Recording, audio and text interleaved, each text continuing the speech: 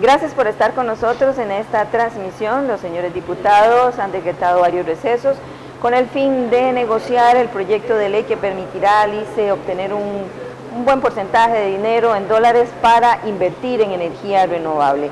Mientras esto sucede, vamos a conversar con el diputado oficialista Marco Redondo, a quien le damos las buenas tardes. Gracias por estar con nosotros, don Marco. Muchas gracias a ustedes por permitirme llegar a la ciudadanía a través de este exclusivo medio. Don Marco, lo llamamos porque como usted es del gobierno y acaban de dar una denuncia a varios señores diputados junto con mamás y dirigentes de lo que significa el hogar, los hogares de cuido. Ellos denuncian que hay un desmantelamiento. Vamos a ver, que usted me comente si esto es cierto y qué es lo que está pasando con los hogares de cuido.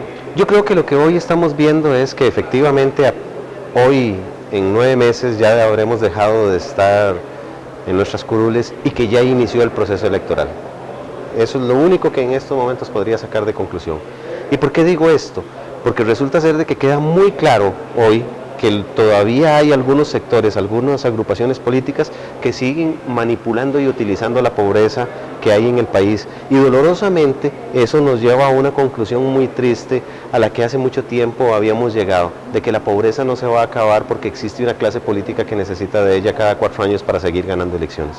Y lo que vimos hoy es un juego de manipulación en donde siguen utilizando a las personas que más necesitan para poder llevar un reducto político a sus tiendas, y eso para mí resulta, además de inmoral, totalmente desafortunado, no solamente para la democracia como tal, sino también para la dignidad de la ciudadanía.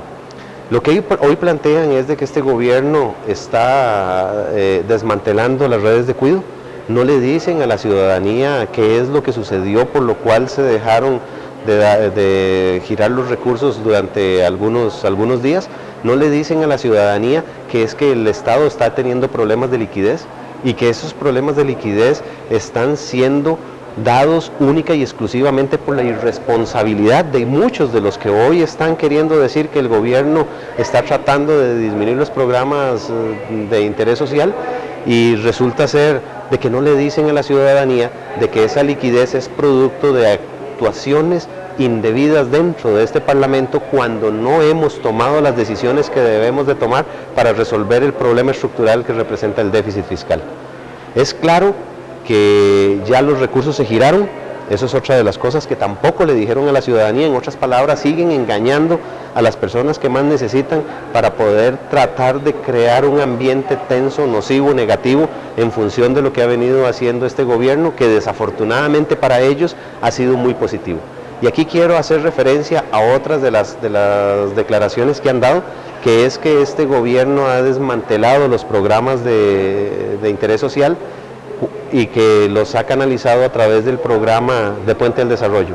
Y no le dicen a la ciudadanía qué es lo que representan esos 40 programas en 34 instituciones, que es una institucionalidad que fue creada por ellos mismos en el pasado para poder dispersar los recursos y tener diferentes opciones para poder llegar a la ciudadanía que más necesitaba, para tener los confites con los cuales cada 4 años podían seguir comprometiendo a la ciudadanía que más necesitaba en nuestro territorio.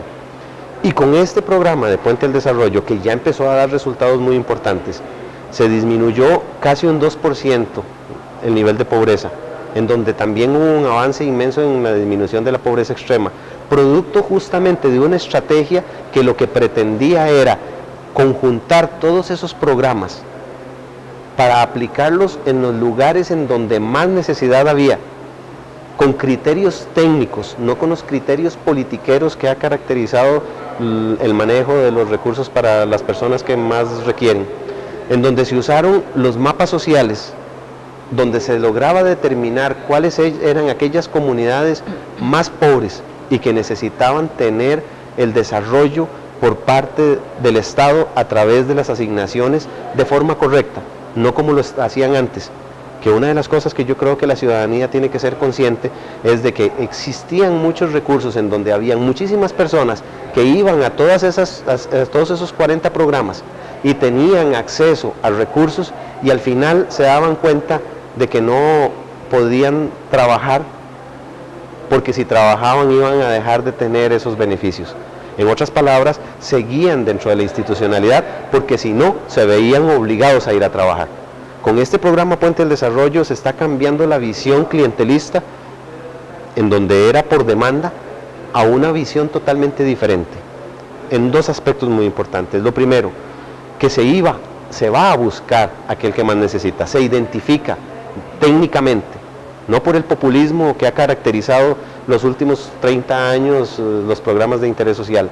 Eso es lo primero importante, se va a buscar la necesidad. Y lo segundo relevante es de que cuando se dan los subsidios, se da la ayuda, las personas tienen que asumir un compromiso de que van a mejorar su situación, de que se van a preparar desde el punto de vista académico o desde el punto de vista técnico, de que los hijos van a ir a estudiar, etcétera. Hay un compromiso, en otras palabras, hay una contraparte para poder tener acceso a esos recursos. No solamente recibir el dinero, extender la mano y esperar que le caiga la manzana y que ahora la piden pelada, sino que existe de verdad una convicción de las personas para mejorar su condición. Y eso es totalmente inédito. Y es lo que ha logrado generar una reducción en la pobreza, y pareciera que esas cosas positivas es lo que les está molestando hoy, porque justamente está acabando con esa tendencia populista, clientelista, manipuladora y utilizadora de la pobreza de este país. Don Marco, tal vez si vemos la raíz desde el punto de vista técnico de la contabilidad, ¿qué fue el fallo, digamos, para girar esos recursos? El problema, ¿estaban o no estaban? El problema aquí es otra de las cosas que no le han dicho a la ciudadanía. El presupuesto es una promesa de gasto, una promesa de autorización de gasto. No significa que el dinero se tiene. Y cuando hablamos de que eventualmente al final de este año vamos a tener un 6% del PIB de déficit, significa de que va a haber una proporción de esos recursos muy importante, son muchos millones de colones que no están sustentados con los ingresos. En otras palabras, que se van a tener que asumir deuda para poder financiar esos recursos. Pero para poder hacer eso, se autoriza al Estado a emitir bonos, para poder tener ese dinero que por los ingresos de los impuestos no se tiene, entonces se tiene que asumir la deuda. Y resulta ser de que tampoco se le ha dicho a la ciudadanía de que hemos estado haciendo crecer el nivel de deuda, hemos presionado tremendamente el mercado financiero y eso está haciendo de que cada vez se haga más difícil el poder captar recursos. Y han habido subastas en las que no han habido ofertas y el Estado no ha podido captar recursos. Y no se puede obligar al Estado a lo imposible. Y en este caso hay una dificultad creciente para poder cumplir con esas expectativas. Pero lo más triste de todo es de que no hay una actuación de parte de este Congreso, de esta Asamblea, de estos que hoy están queriendo hacer ver mal al gobierno cuando no han tomado las acciones que deben de darse, que es permitir que el Estado tenga, por un lado, mayores ingresos a través de la revisión del impuesto de renta y la conformación del IVA en sustitución del impuesto de ventas, y por otro lado para que atendamos otro componente importante que es el gasto, que se ve reflejado también en las pensiones, que hay mucha divergencia en ese sentido y no se han tomado decisiones. En otras palabras, los irresponsables que están utilizando hoy a la ciudadanía quedan todavía más develados en su irresponsabilidad cuando no han tomado acciones contundentes para resolver el problema estructural del déficit fiscal. ¿De cuánto tiempo, Marco, estamos hablando que puede ser el atraso y si se les afecta para la adquisición de productos o cosas que necesitan cancelar? De hecho, ya se giró. Ya el ¿Cuánto fue el atraso entonces, más o menos? Fue cuestión de días. Fue cuestión de días. 8 días estamos hablando. Yo creo que fue menos. Yo creo que fue menos el tiempo en el que hubo dificultades. Pero ya esto se resolvió. El Ministerio de Hacienda movió cielo y tierra, tuvieron que hacer una serie de gestiones entre las mismas instituciones para poder disponer de los recursos, disponer de lo que no se tiene porque no se le ha permitido tenerlo y que hay quienes exigen. Y eso es lo que a mí me tiene, además de preocupado, me tiene molesto con esta clase política tan irresponsable que no está actuando, pero lo peor de todo, que está engañando a la ciudadanía y encima, todavía para agravar más las cosas, está manipulando a las personas que más necesitan. Hoy trajeron niños, trajeron a desfilar niños acá, utilizándolos para poder justificar sus planteamientos, que dicho sea de paso son totalmente erróneos e incorrectos. Y eso hace todavía más grave la utilización de la vulnerabilidad de los niños para poder expresar un discurso totalmente populista y salido de tono y de realidad. Entonces los hogares continúan, no hay ningún problema. No hay ningún problema, inclusive dentro de las comunicaciones ha quedado claro de que se ha estado fortaleciendo el programa. Se están aumentando inclusive las coberturas, no solo en cuanto a cantidad, sino también desde el punto de vista territorial. Sin embargo, ellos están cuestionando, no me molesta que cuestionen, si quieren que hagan una investigación, que la hagan, que le soliciten a la Contraloría, pero que digan a la ciudadanía el hallazgo con datos reales y no simple y sencillamente utilizando el tiempo que se da para la respuesta institucional para crear un ruido. ¿Y qué quiero decir con esto? Para que se haga una investigación, a la larga terminamos este proceso de gobierno y no se habrá dado ninguna definición en ese sentido, pero le están diciendo a la ciudadanía cosas que no son. A ellos no les interesa ni siquiera de que se llegue a la verdad, lo único que les interesa es crear el ruido suficiente para que este gobierno, que está saliendo bien ante la imagen ante los ciudadanos, adquiera una imagen contraria.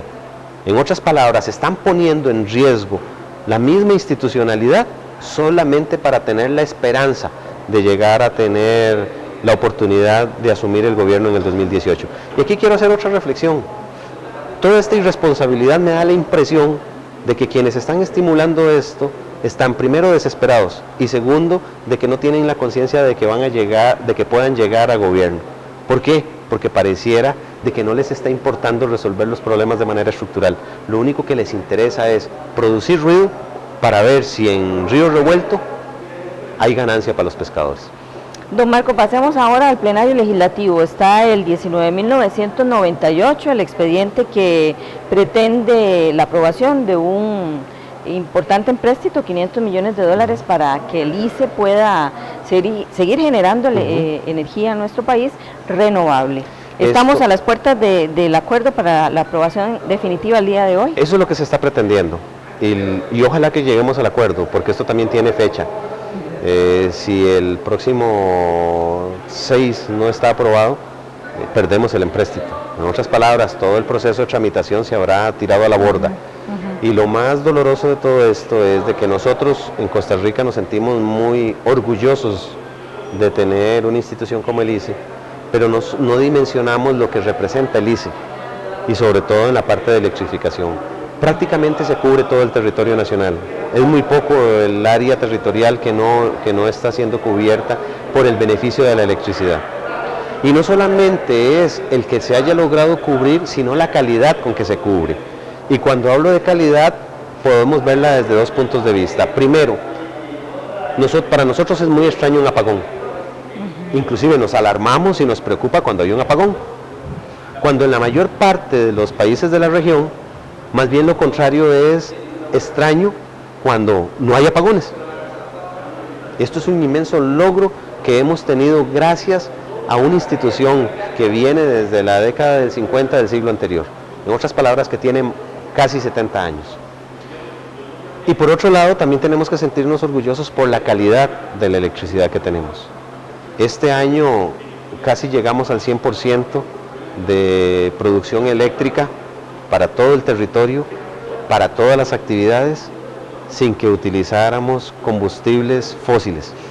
En otras palabras, con energías renovadas. Eso se lo desea cualquier país de Europa, cualquier país desarrollado, y nosotros lo tenemos. Pero para poder alcanzar eso hay que invertir. Para poder tener un sistema eléctrico de primer mundo, necesitamos tener inversiones de primer mundo.